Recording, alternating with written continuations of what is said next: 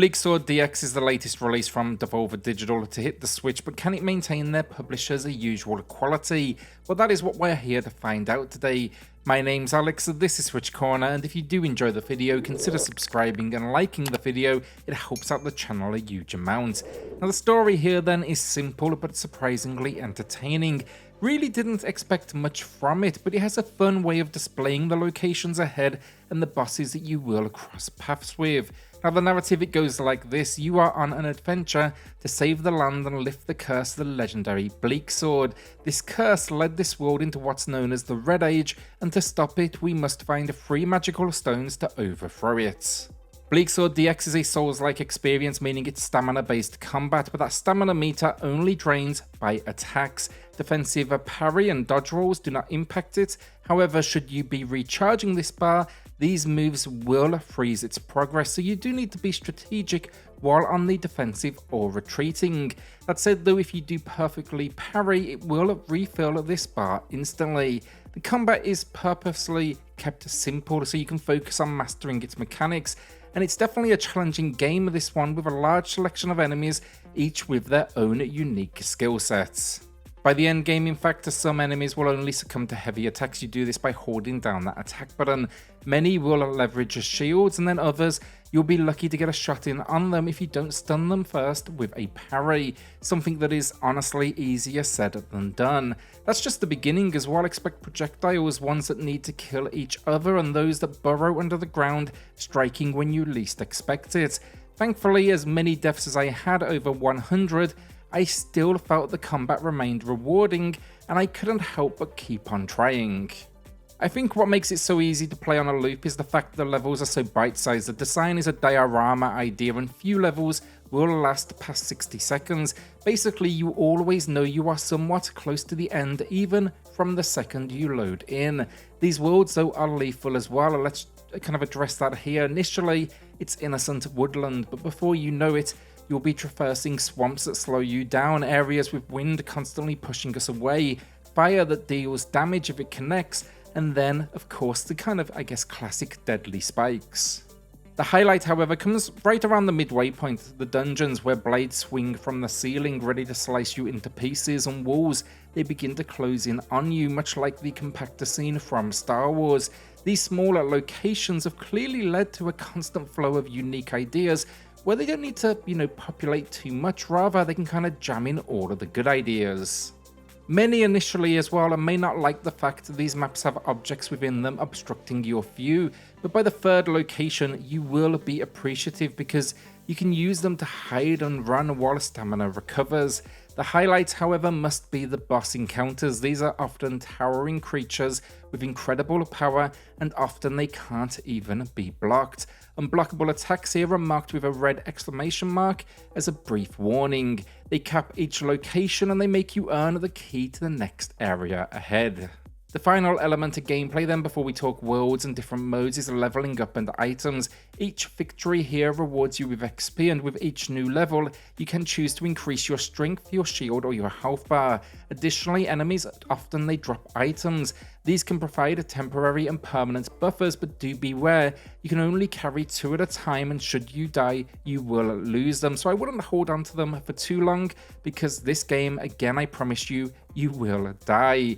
The game doesn't even recover your full health bar after a victory, it's just a very small amount.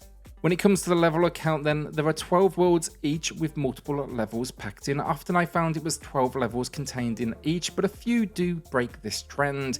It's also worth noting that this is the DX version of the campaign, there's 2 in here. The DX build is extended from the original Apple Arcade release, packing additional levels, worlds, and previously released DLC. You can still, however, opt for the classic mode, which is of course that original version, and I actually would suggest checking out both. If that's not enough as well, the gameplay today is on normal difficulty. There is also a hard and bleak mode which you do unlock. Talking about unlocks as well, you will see arena mode and boss rush mode on the main menu but inaccessible. this will finally reveal itself, and Boss Rush has you battling the game's 12 bosses back to back with one single health bar. The arena mode, it's a gladiator style fight that has you tackling increasingly difficult enemies. In the options then, there's a few nice extras to a bestiary detailing all enemies, the option to rewatch cutscenes, and you can even turn on a visualization of attack distance if that would help you. Problems then, and there's a couple of things here. First, there's some horse-based levels. These just don't feel as rewarding in my opinion as the core combat. The controls, they just don't feel quite as well optimized for these moments. I just kind of found I was simply sprinting around as quickly as possible.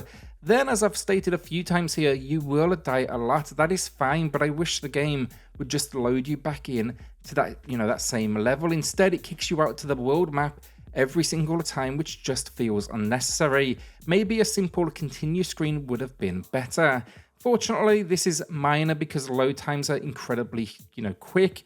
And on the back of this as well, if we are talking quality of life fixes here, when you do reach a boss level, it has a short cutscene. Now you can skip it, but I could have done with this maybe playing once and not every single time. You can, again, as I said, skip it, but it's still a little, I guess, frustrating, especially when you are getting crushed over and over. Overall, for gameplay, I had a blast, but let's get into the graphics and the audio. A few minor issues there as well, which I quickly do want to address. So first of all, I want to say I'm a big fan of this lo-fi style. It's surprising how much detail they managed to pack into this world. It makes it really easy to spot enemies, and our lead and our foes all have these unique animations. I was particularly impressed with the combat design overall visually. It's just nice and easy to read.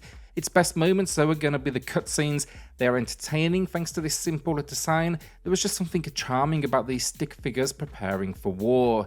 Now the problems I do have with visuals, the game is preset to quality mode, and I suggest you do not change this. The performance option adds a bloom-like visual. Basically all of the whites get brighter, but the game's frame rate drops dramatically, which is disappointing.